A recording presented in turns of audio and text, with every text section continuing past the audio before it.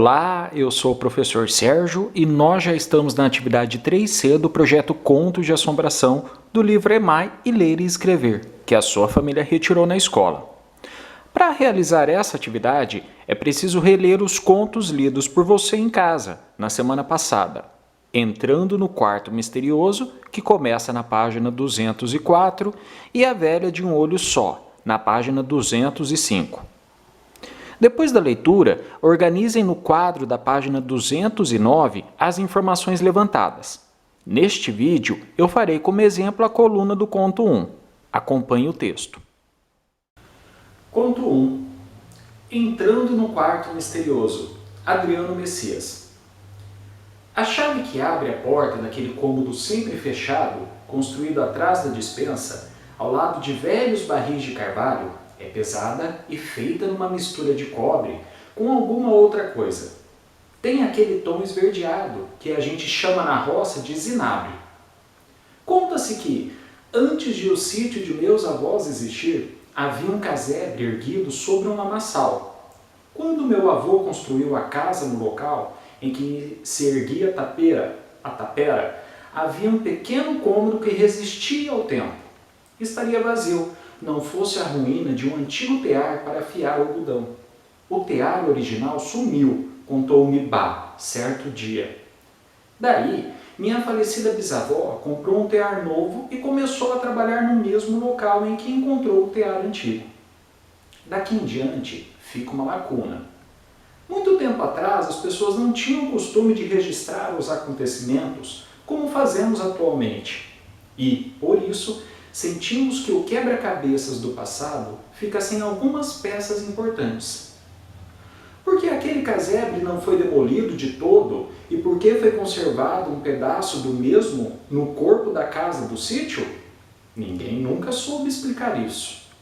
O que ouvi dizer é que o quartinho de taipa original é hoje aquele quarto fechado que vou abrir esta noite. Todos dormem nos quartos, que ficam além da salona, e se tenho olhos que me espreitam, devem ser apenas de almas boas que vagueiam próximas às janelas que dão para o quintal. Nem o gato Eurípides está me acompanhando. Estou sossegado para colocar a chave na tranca. Por que será tão gostoso abrir portas, ver o que há do outro lado das coisas? Você já fez isso? Já olhou pelo buraco da fechadura para ver alguém tomando banho? Estou com muito medo agora e para não despertar ninguém, uso minha lanterna de bolso. Faço 2 voltas com a mágica chave. Clac, clac. Foram os sons da fechadura de ferro. Um tanto decepcionado, entro em um cômodo aparentemente normal, apesar do escuro quase absoluto. Sinto um cheiro de lugar fechado e com ar parado. Fecho a porta. Procuro o acendedor. Encontro um daqueles bem antigos, dependurado por um fio preto que desce do teto e a gente aperta o interruptor. Com um clique, tenho luz elétrica. Que bom! Vou começar a investigar. Vejo uma sala ampla. Não imaginava que fosse tão grande assim. Do lado de fora, parecia minúscula. Sobre mim, há muitas teias de aranha. Ao lado, mais teias, descendo do teto ao chão, formando um chale grotesco. As aranhas, contudo, parecem estar dormindo. Não há um inha só para eu elogiar o trabalho de fiação. Do que eu tenho medo agora? Tenho medo da velha de um olho só, de que minha tia Clara me falou. De morcegos não tenho medo não. Há um bem acima de mim, que deve ser parente do morcego Eugênio, da casa de minhas 3 tias tricotadeiras. No forno de palhinha trançada, há um buraco que deve servir de entrada para que muitos bichos da noite se abriguem. No centro do cômodo, vejo um tear enorme, lindo, se bem que empoeirando, mas com os fios ainda esticados.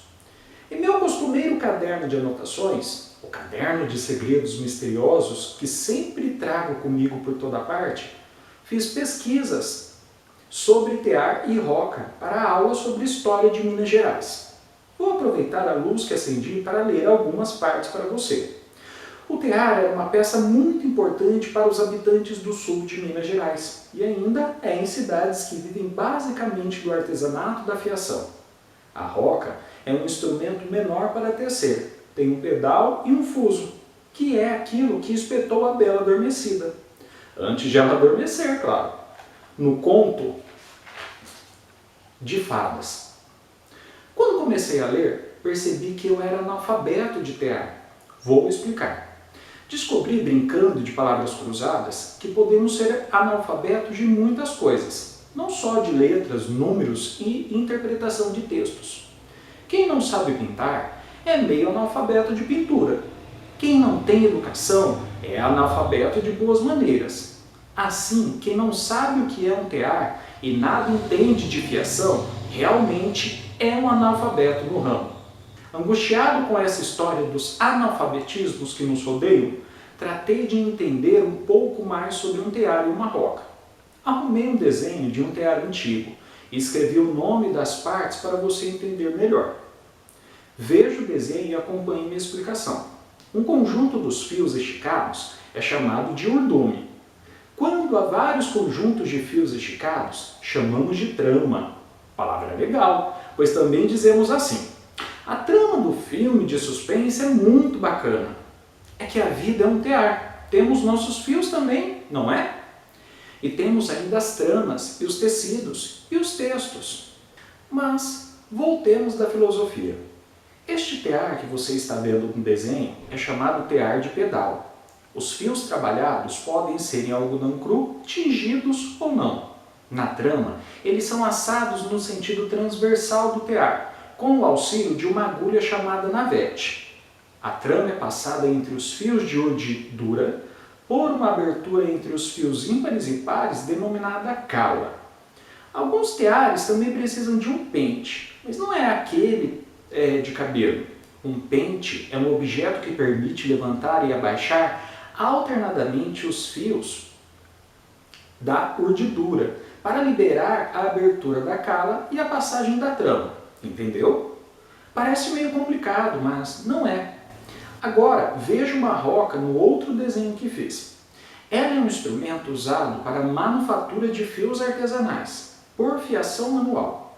Com a roca, podemos fiar fibras de origem animal, lã de carneiro e de cabra, por exemplo.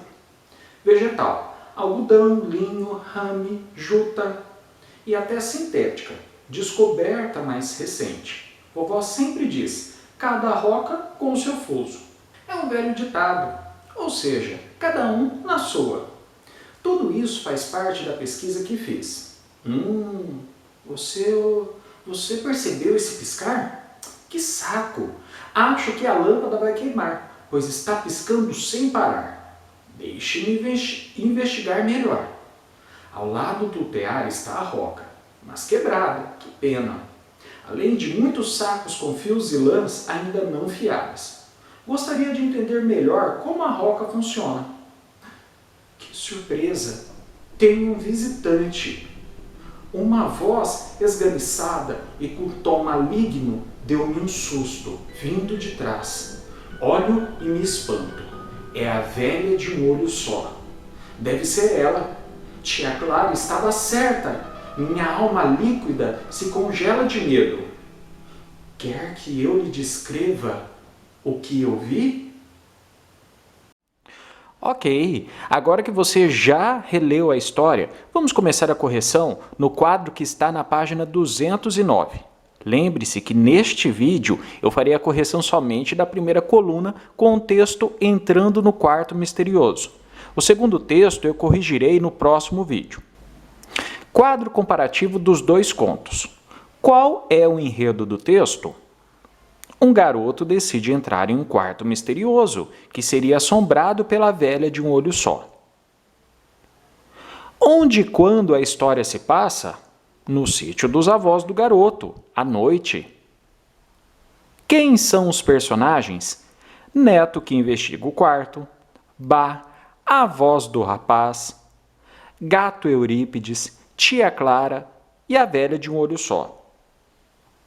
O narrador participa da história ou observa os fatos? Justifique com trechos do texto. O narrador participa da história. Estou sossegado para colocar a chave na tranca. Esta frase está escrita em primeira pessoa, mas há muitas outras parecidas que você pode colocar como exemplo. Qual é o conflito da história? Como ele é resolvido? Um visitante misterioso aparece, a velha de um olho só. O conflito ainda não foi resolvido e o mistério continua no próximo capítulo. Como termina? O rapaz diz que está com medo e pergunta para o leitor se quer que ele descreva como é a velha de um olho só. Que outra sugestão você daria para o final da história? Essa resposta é pessoal, então seja criativa, hein? Pessoal, no próximo vídeo eu continuo preenchendo a segunda coluna com o conto 2, A Velha de um Olho Só. Um abraço e bons estudos!